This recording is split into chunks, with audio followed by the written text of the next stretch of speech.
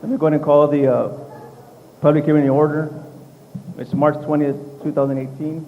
It is 6:01 p.m. We're at the Ringgold Elementary cafeteria. It's public hearing to report Texas Academic Performance Report 2016 to 2017. And Ms. Ivanis, the floor is yours. Thank you, Mr. Vice President. Good evening, board members, Mr. Garcia, our superintendent. Before I begin presenting the Texas Academic Performance Report for 2016-17, I want to introduce some very important people that I believe I was in their shoes for many, many years, and I refer to them as the unsung heroes. We would not have an annual report if it wasn't for them. It entails much, much thought, planning, a lot of brain power, countless hours. They have to give me all the correct numbers. They have to know all of the kids, who tests what, and make sure they give the correct counts to order the tests. Once the tests arrive, they need to prepare all test materials and make sure that they have everything that they need for all of our students so that they can test and have a conducive testing environment and, of course, test effectively. They also need to collect everything, and before that, they need to make sure that they monitor and ensure that everybody's trained and that everyone is prepared to administer the test effectively, collect all materials, turn in materials, and then get ready for the next test. So they really don't have much time to breathe. And in between all of that, that's just the state mandated assessments. This does not include district benchmarks and everything else that the district requires of them, and then the daily run-ins of the campus operations. So I do want to recognize them because without them, I would not be successful. I'm only as good as the people that help me, and I do consider them my testing team for the district. So I just wanted to take the time to recognize them and introduce them to you again. So I'm going to start with Rio Grande City High School. We have two deans. We have Ms. Melinda Gonzalez and Dr. Erica Guerra. If you please stand to be recognized. From Gruya High School, our dean is Ms. Melissa Salinas. Early College High School, Ms. Marisa Peña. Our middle school deans, Gruya Middle School, Lillian Jones. Ringgold Middle School, Ms. Nidia Benitez. Veterans Middle School, Mrs. Lorena Trevino. The Magnet Middle School, Ms. Diana Cantu. General Ricardo Sanchez Elementary, I'm not sure if Mr. Hinojosa made it. We have Mr. Jose Hinojosa. We'll applaud for him anyway. Roque Guerra Junior Elementary School, Mr. Miguel Guerrero. North Grammar Elementary, Mrs. Mary Lou Garcia. Ringgold Elementary, Mr. Pedro Omar Peña. The Magnet Elementary School, Ms. Mireya Trevino. J&O Elementary School, Mrs. Oneida Zurita. Dr. Mario Ramirez Elementary, Mrs. Belinda Peña, who has her twin baby sick, so she was unable to be here. So let's recognize her. La Unión Elementary, Mr. Sabas Chapa. Alto Bonito Elementary School, Ms. Laura Guerra. And Gruya Elementary School, Mrs. Telma Martinez. I do know I presented everyone, right? So thank you again for all you do on behalf of the board, Mr. Garcia and myself. You are appreciated. I know we expect a lot, but I want to thank you for all that you do, and thank you for being here. Now for the taper report. We are required by the Texas Education Code 39.053 to publish the annual report. You have everything in front of you, board members. You have the taper report for our district, for every campus. We are also going to go over the financial standards, the campus performance objectives, the report of violent and criminal incidents, student enrollment and academic performance information received under the Texas Education Code from the Texas Higher Education Coordinating Board. Basically everything that happens after high school.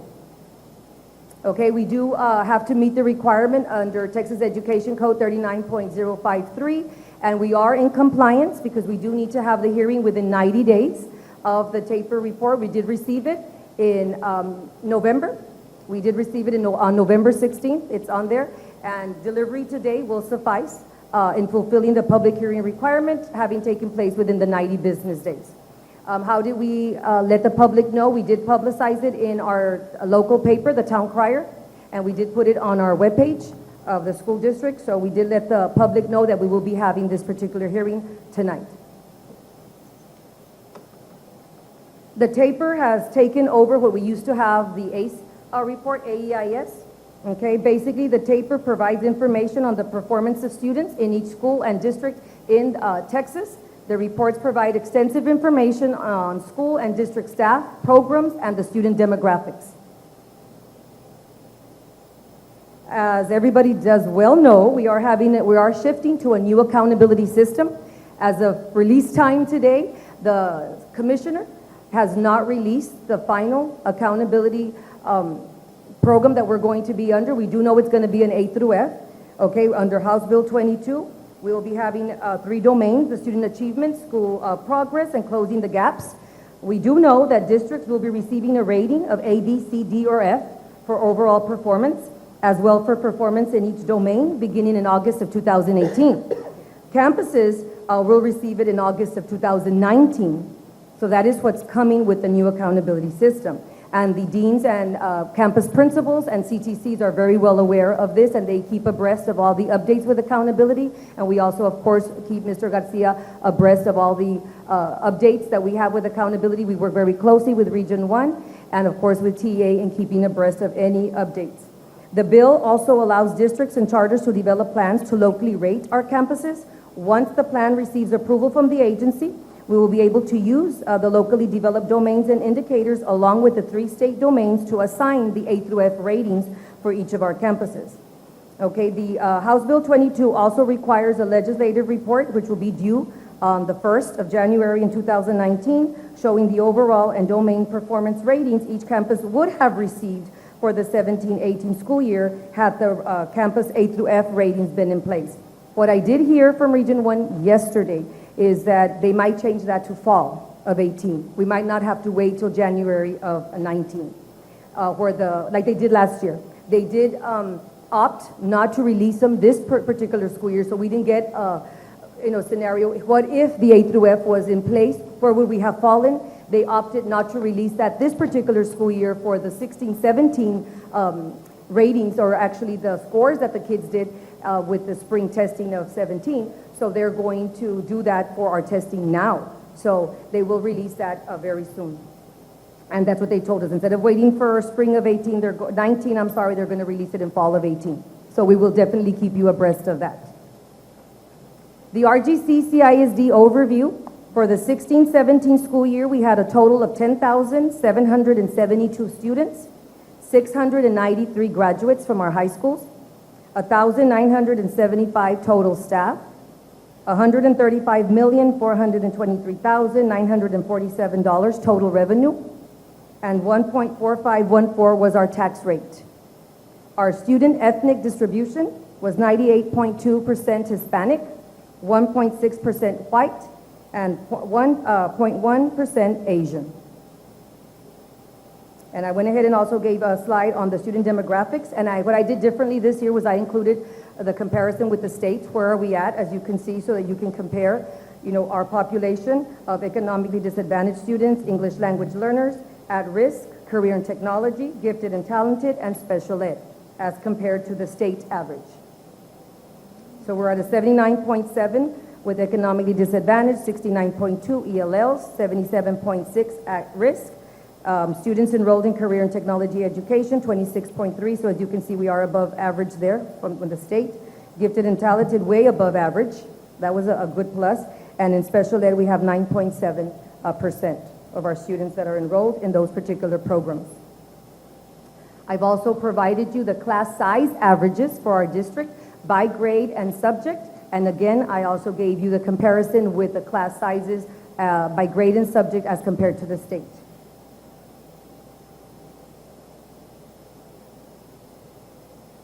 The district profile and staff information, we had again 1,975 total staff. Of those, we had 991 professional staff.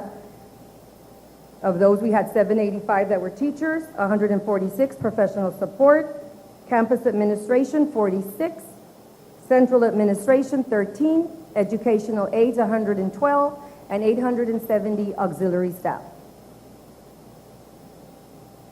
We're also required to present our teacher experience by highest degree held and also by years of experience. So for the 16-17 school year, we had 25, and I did clarify with Dr. Salinas, I know we had some questions about that. Those are our CATE teachers. They're not required to have the degree, just have the specialization, I believe, in their area that they are servicing our students in the career and technology education facet. So those, we had 25 for that school year, 638 with a bachelor's degree, 118 that hold a master's degree, and 2 with their doctorate. And teachers by years of experience, beginning teachers, 46, 1 through 5 years of experience. That bracket, we had 133. From 6 to 10 years, 141. 11 to 20, 324, which was very good, made me smile. And over the 20 years, 139. We have good retaining of our educators. So that says that they are happy with RGCCISD. I'm also required through this particular report to report on the financial financial actual information that is released to the PEAMS data on TA website. It is public information, and they've already released it on Monday, the 12th. PEAMS actual financial data reports, they provide annual financial data as it has been submitted by school districts under the Public Education Information Management System. It is public information, and that is the link where we can find it at. I have provided the total revenue and expenditure by student. And what I also provided differently this year was the comparison with the state. So as you can see, our revenue, we did have over the state average, and we're very comparable with our expenditures with the state. I want to remind everyone that our expenditures is anything to facilitate, to enhance, or to support the educational learning environment of our students. So we're doing very well there. We have invested much of our revenue into our students, which is priority for us.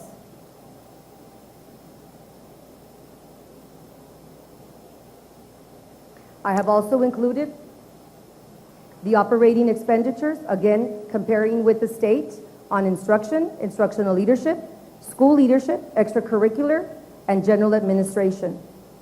Also, if you look very, very well comparable to the state, even above average in some of the areas there. Again, in what we invest our revenue in. And that information is directly we get it from this particular report, the actual financial data report that is on the TA website. And I just want to reiterate that 12,572 was the average that was spent for the school year 16-17 per student in our RGCCISD. State accountability. Like we mentioned before, 16-17 is the final year of the current accountability rating system. For 17, the rating labels will remain the same as those that were issued for 16, because we're shifting. We're shifting to the A through F, so they're not releasing the A through F for what we scored in 17. So they're going to keep with the Met standard or improvement required. Okay, those are the labels that we received. The overall design of the rating system is a performance index framework, which is the same that we had in the past until we have the new one in place. The structure for evaluation of performance, we have 4 indices. It affords multiple views of campus and district performance. Additionally, performance across the 4 indices is used to assign the accountability rating labels based on the performance targets that are set for each index. And this is the index framework. We have the student achievement, which is index 1. Index 2 is student progress. Closing the gaps is index 3. And index 4 is post-secondary readiness. And I went ahead and broke it down a little more for you by index. Index 1 is student achievement. It gives you a synopsis of what it is. Student progress. Basically, student achievement provides a snapshot of their performance across the subjects.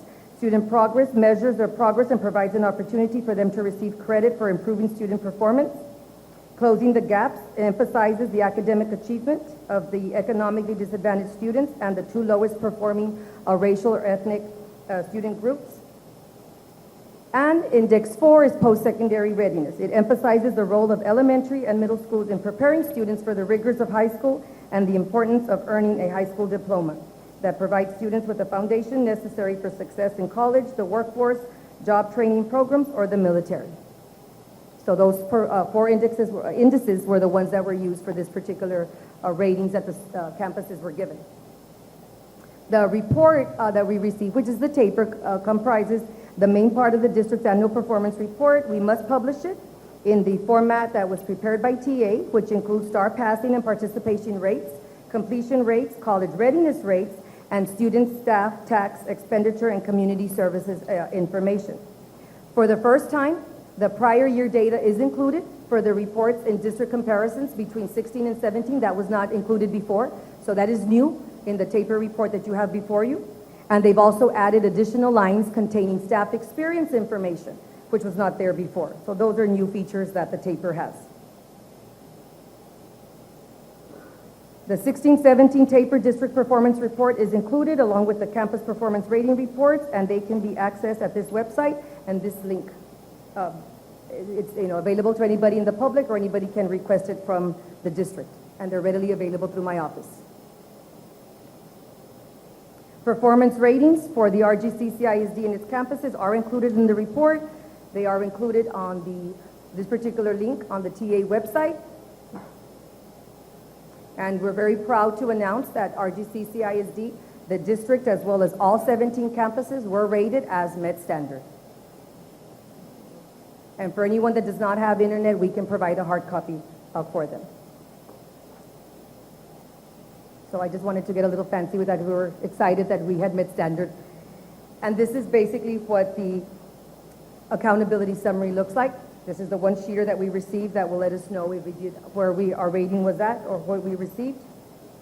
And again, we did receive Met Standard. We're all rated as Met Standard.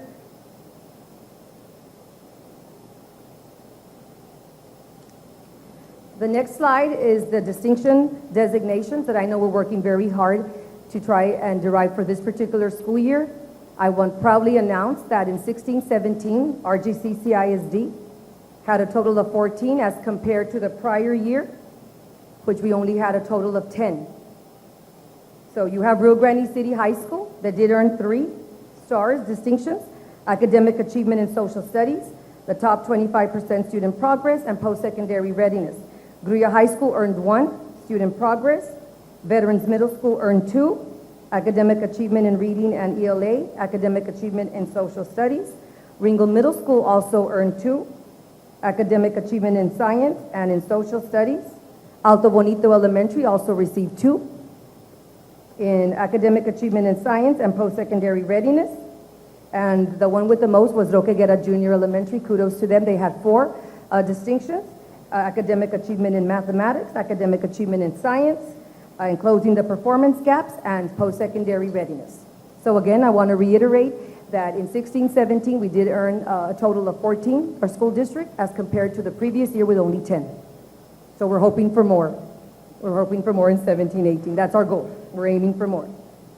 Campus performance objectives, Texas Education Code 11.253 requires that each campus improvement plan set objectives based on the TAPER report and periodically measure progress towards the performance objectives.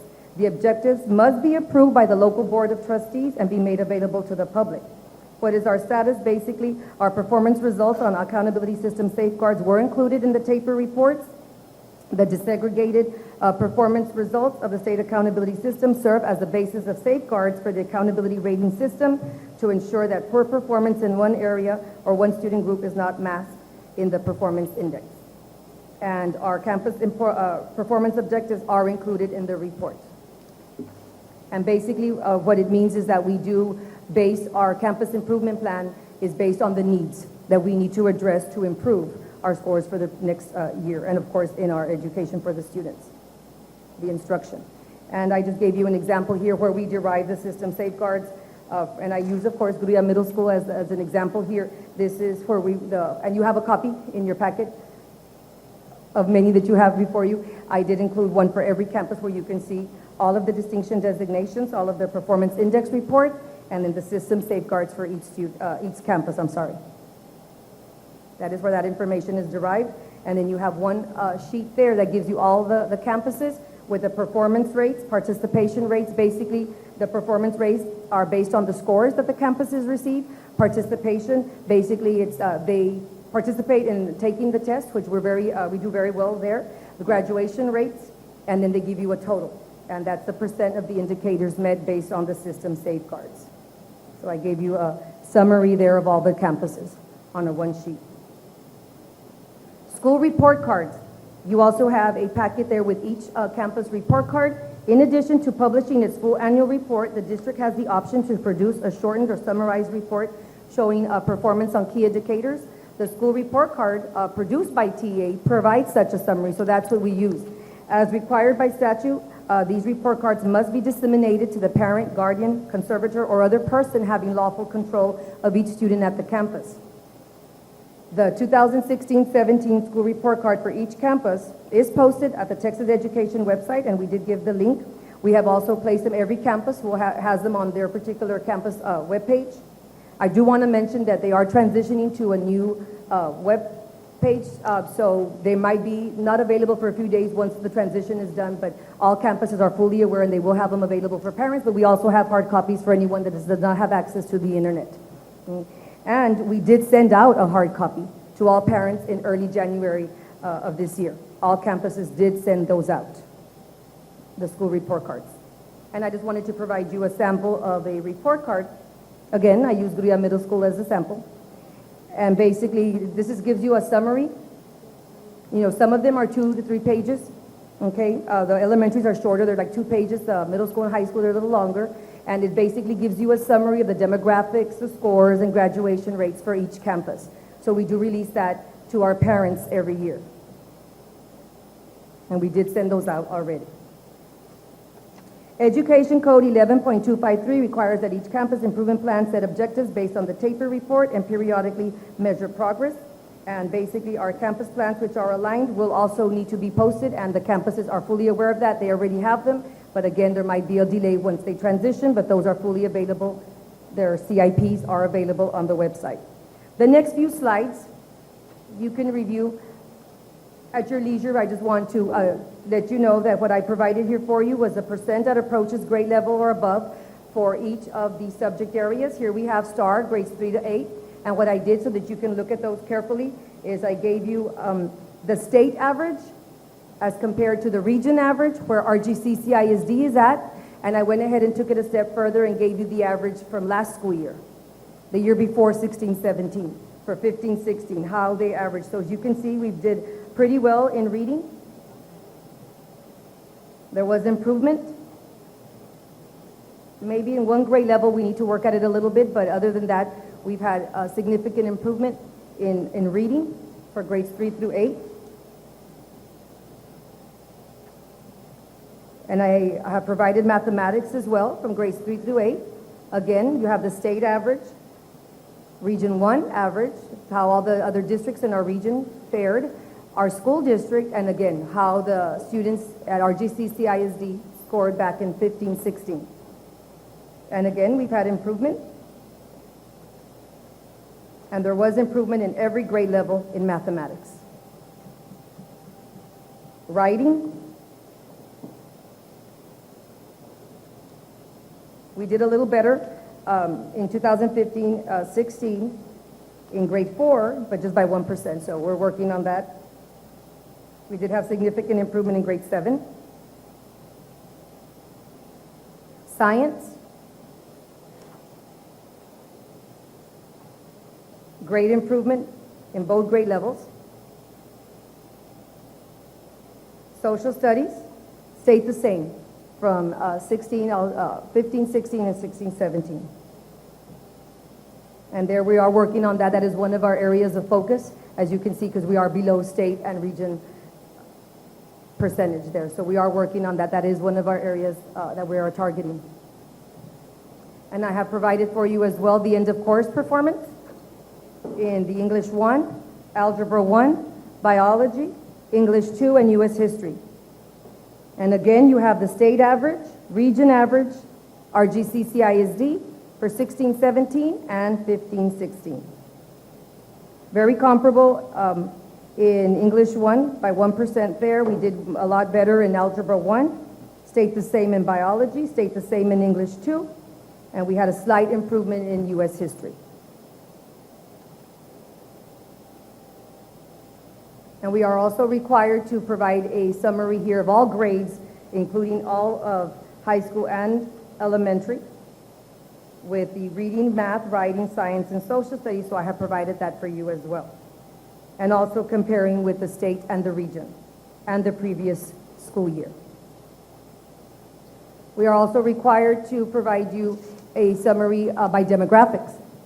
So what I have provided for you here by the reading subject with, Hispanic, white, Asian, special ed, economically disadvantaged, and ELL, how they fared in this particular subject area for the 16-17 school year in reading.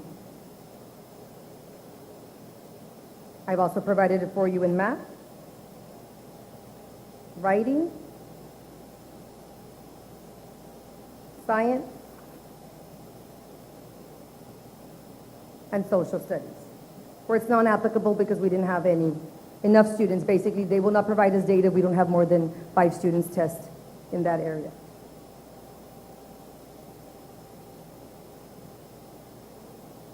Also required with the taper is to report on criminal incidents and student safety. Texas statute requires every district to publish a report on violent or criminal incidents at their schools. This report should be available for use and review by the public. According to the statute, the annual report must include a statement of the number, rate, and type of violent or criminal incidents that occurred on each district campus, information concerning school violence prevention and violence intervention policies, and findings that result from evaluations conducted under the Safe and Drug-Free School and Communities Act.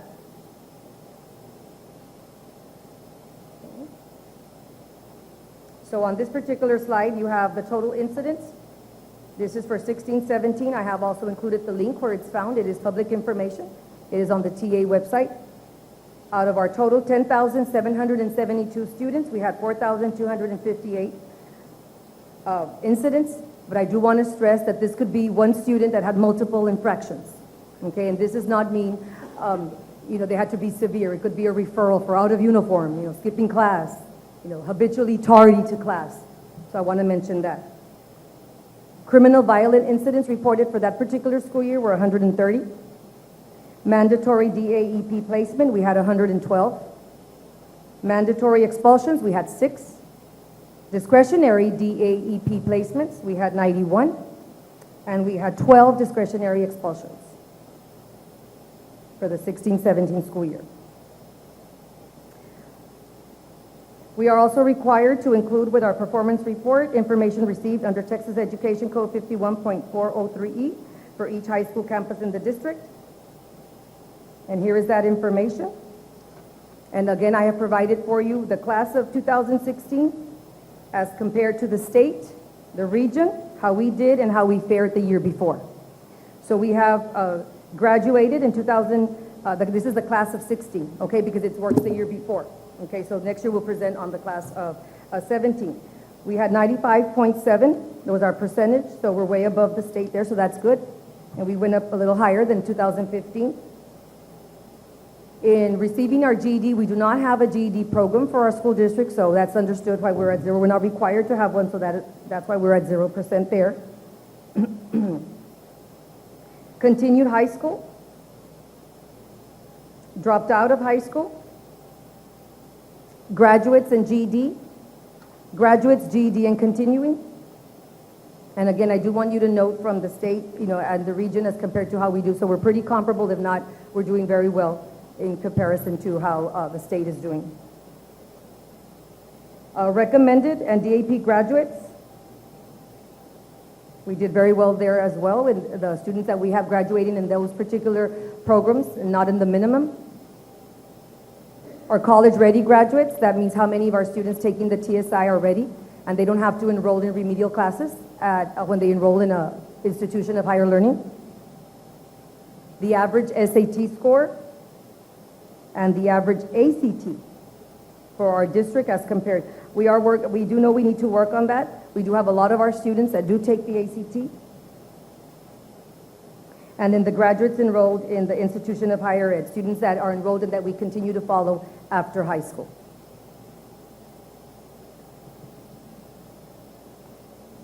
Any questions? Any questions from the audience, from the public? Well, that we don't have any questions at this time, I do want to mention Mr. Hinojosa. I know he just walked in. I don't want to put you on the spot, but he is General Ricardo Sanchez, Campus Testing Coordinator. So we did introduce everyone, Mr. Hinojosa, so just wanted to mention him now that he's here. So we don't have any questions from the public, then this concludes it. On behalf of the board and myself, Ms. Ibanez, thank you very much for the report. Ladies and gentlemen in the back, thank you all very much for your support and your constant, work in ensuring that everything goes well for testing. We do appreciate all your efforts, and thank you all very much. Thank you. Thank you for your time. Thank you so much. So adjourned at 6:31 p.m. As far as the regular school board meeting is concerned, we're one board member shy of a quorum. So if you can bear with us, I think we're trying to get somebody here. So thank you for your patience and